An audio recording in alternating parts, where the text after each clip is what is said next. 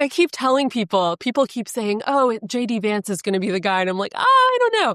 If he and Trump have a bit of friction, which they tend to have friction already, and if JD Vance goes the way of Mike Pence, who's to say that Trump won't get behind someone like Rubio and make Rubio the guy?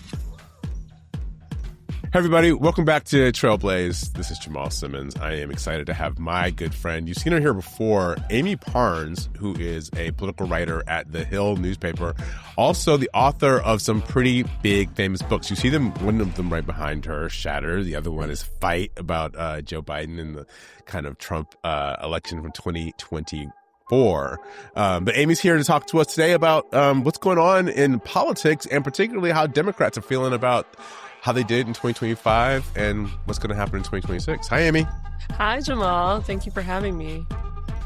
Thank you for being here. It's always good to see you. I know. All right, so let's just jump right in. You've been reporting a lot from Democrats who have been taking stock of what's happening with the DNC, what's happening with the party over the last few months. What's your sense of how Democrats are feeling about how they did in 2025? I feel like they started the year not on great footing, really coming out of the 2024 election, not feeling great, in the wilderness. And I heard a lot of griping throughout the year, but as the year progressed and elections were won, lots of big elections, the gubernatorial race in New Jersey, the one in Virginia, even the mayoral race in Miami, a seat that has been Republican for almost 30 years.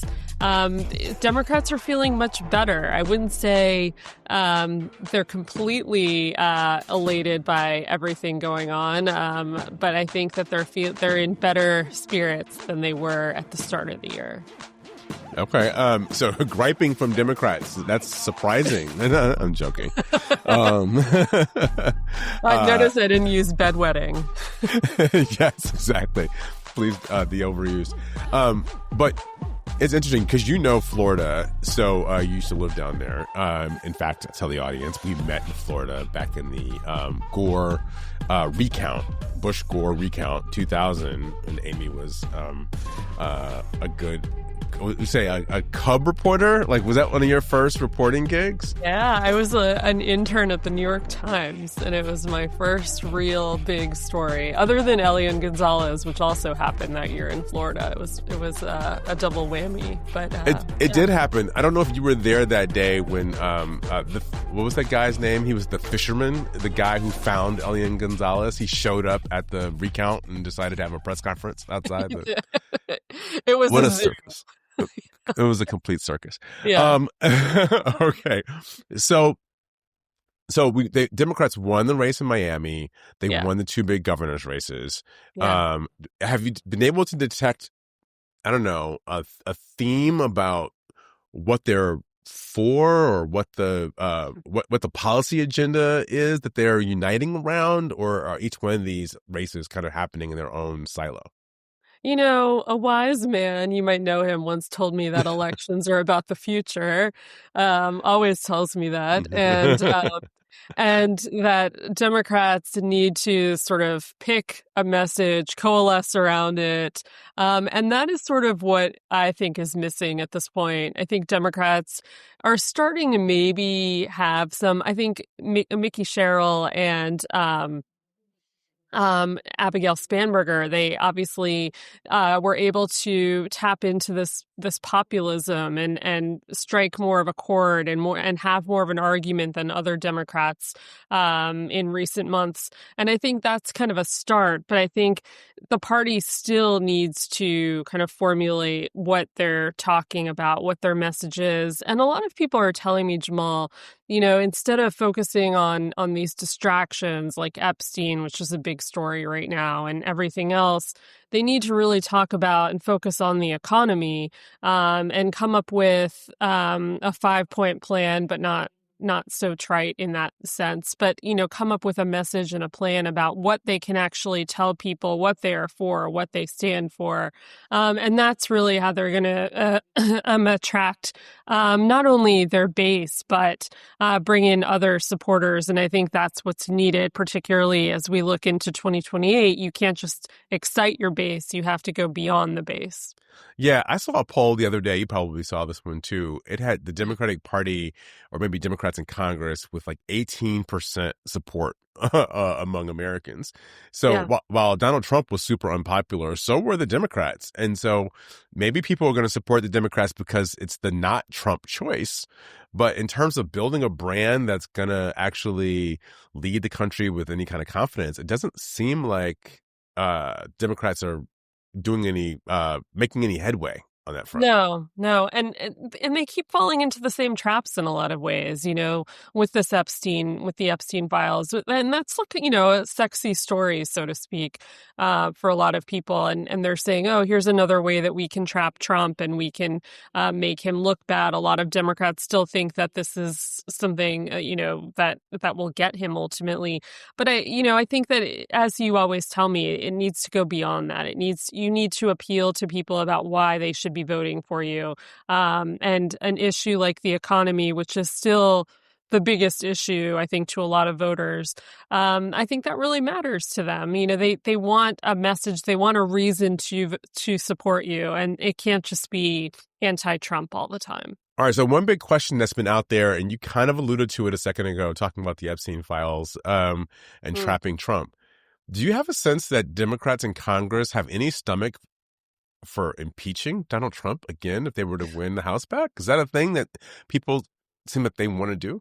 I don't know if that's a realistic thing. I mean, look, they impeached him twice, and it didn't really get them very far. No. And I think, there are lessons to be learned here. You can't just, I think they thought an impeachment would be his downfall, and a second impeachment, and it really wasn't. And so I think that's why they need to really go more on offense and not just play defense, and not just think that, saying that we're not Trump is the way to win voters' hearts, because in 2024 and in 2020, I think 2020, as John and I, my co-author, and I mentioned in our book, we said that Joe Biden got lucky because the election was so close. And, if Donald Trump would have done anything differently, he could have still won. I think Democrats got kind of caught in that trap of like, oh yeah, we won. We convinced voters that this guy isn't good for us. And I think that's sort of what caught them in this trap in 2024. They thought that they could still make the case that he's not good for the country, and people just weren't buying it. So it has to be more than that. Let's just do a couple of things about people. Have you noticed any change in feeling or how people are feeling about Hakeem Jeffries, who's the leader of the Democrats? It seems like Jeffries maybe won the political argument. It's hard to say anybody won the government shutdown because it was horrible for a lot of people. But in terms of the political argument, it seems like the Democrats put healthcare right on Donald Trump's doorstep, and now he seems like he owns it, which was not the case before the shutdown happened.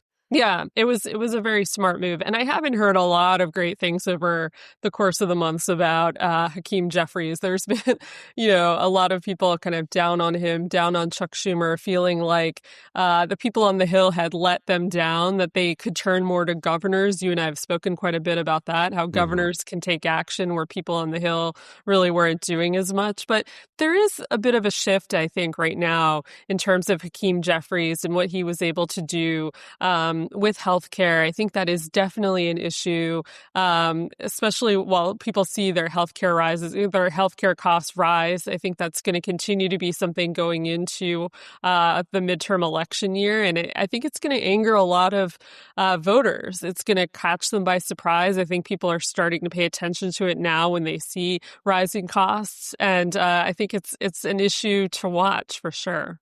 All right, so let's play a little 2028. So we're gonna leap ahead. Yeah. Who are you hearing about? I always tell you. I think I'll just confess to the audience because it's not a secret. I think right now Gavin Newsom sort of has the pole position on the 2028 campaign. I don't know if that means he's going to be the nominee, but it seems like it's his nomination. It's his leadership that everybody else is going to try to catch up to. Yeah. Is that what I mean, how do you hear from other Democrats? What do other Democrats say about what they think about the 2028 field right now? 100%, Jamal. I mean, you've been in these stories that I've written about Governor Newsom. He is in his own tier at this point. He is leading the pack. He is in his own tier. People ask me all the time, well, who else is there in that top tier? There is no one else. I think he has dominated. He has continued to dominate. He not only is taking on Trump verbally and has done kind of a smart thing in that way, because Democrats obviously really want someone who is fighting and who is taking on Trump, but he's taken action. I mean, look at what he was able to do with Prop 50 in California. It wasn't a guarantee. People think that it was probably a slam dunk in California. It really was not. He had to really fight hard for it. He did it. He can point to it now as evidence, as recent evidence of something he did to move the ball forward. And I think, he has this email list this much coveted email list where he was able to build small dollar donors through what he was able to do with Prop 50. I mean, he is running a campaign without running a campaign at this point. And I think everyone is going to have to try to catch up to him. Okay, so the other people that are often mentioned are people like J.B. Pritzker, the governor of Illinois, the governor of Pennsylvania, Josh Shapiro, the governor of Maryland, Wes Moore. The one thing that pops up to me when I think of all three of those gentlemen is they all have elections to run for 2026. Yeah. So it feels like that's getting in the way of them really making a statement about 2028 or really pushing back on Trump maybe as hard as they could be. It really is. I think it's handicapping them a bit because they're not able to really, lay the groundwork for that particular race. They have to take care of business before they're able to do that. And so that also frees up this lane for Gavin Newsom to do what he's doing. I mean, he's at the tail end of his gubernatorial time in office, and he's ending in 2020, early 2027. He steps down, and that is the perfect time. Timing couldn't be more perfect for him to end that and then come into, launch a presidential campaign that spring. That's when a lot of people, I think, in those early months will launch. And so, yeah, I do think that timing is everything, too, in politics, and it's really playing into his favor, too. I mean, I'm curious to see how Wes Moore is able to come out of that, how he's getting a lot of attention. You and I have spoken about him before. There are other people who are interesting. I just wrote a story about Governor Beshear, who is, doing some interesting things. He is now the head of the DGA. He's chair of DGA. So that's going to position him to travel the country more, to meet a lot of fundraisers, to put him in the right rooms, to meet people that he needs to meet. And a lot of people are saying he's younger. He doesn't have sort of the persona that Newsom has in terms of a fighter, but people say, don't let him fool you. Like he's going to be able to, he has that side to him.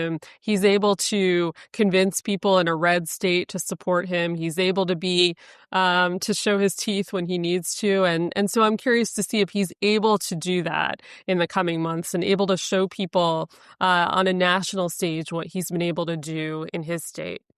So I'm going to confess that probably from like style and background, Andy Beshear is exactly the kind of Democrat that I would like to see run for president, right? Somebody who's run a state. He's from a moderately, conservative to progressive, just like a centrist kind of a state.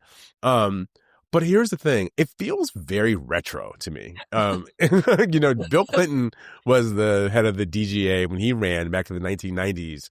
I don't think Beshear has quite the same kind of charisma as Bill Clinton, but he kind of on paper stacks up like Bill Clinton in many ways. And that just feels like, the Evan Bayh kind of, Democrat, Bill Clinton, Al Gore from the 90s, maybe even, and I don't know if that's where we are, where the country is. When I say we, I don't know if that's where the country is. It feels like politics are just a little more, I don't know, bare knuckle, and you gotta be willing to step out onto the ideological ledge a little more than these guys are used to. But, in terms of mood, that's where it gets me. I wonder if it's enough. If people say, okay, he was able to be successful. He has a really high approval rating in a red state, in Kentucky. He's been able to convince these voters to support him while also defending a lot of these issues that Democrats care about. So he's able to sort of strike the right chord, walk that tightrope, and has been doing it successfully. So if he's able to almost telegraph what he's been doing nationally and show a little more Newsom, I think, show a little more of that fight, get some of that attention. I think he's lacking there in some way in terms of taking on Newsom in that way. So I'm curious to see how he's able to come forward and break through. And maybe you're right. I mean, he could be retro. So there are two theories of the case, and this is what this is the experiment that we're about to go through, right? Most presidents, most candidates, new presidents, are kind of an antidote to the last president. They solve some shortcoming that people felt about the last president. So it could be that after, all this time of Donald Trump, people are tired of all that, and they do want somebody who's going to be more even-keeled, somebody who's just going to run the place with some competence, right? Yeah. And then they might turn to someone like one of these governors. Or it might be that the style of Trump persists, but people want competence and, kind of the policy agenda they can kind of wrap their minds around. They don't want the seeming levels of corruption and all the other stuff that is happening. And so that's what we don't know. We don't know if we want Trump, we want our Trump, or, in terms of style and pugnaciousness, or do we want do we want to put water on the fire? Right. That's what we don't know. Yeah, and I was talking to John Morgan, who's a big Democratic donor. You guys might have seen his ads all over the country. He's an injury lawyer. He is betting on the fact that people are going to be tired of Trump and tired of all the antics, and they're going to just want someone who's stable, who can appeal to everybody, who can bring everyone together.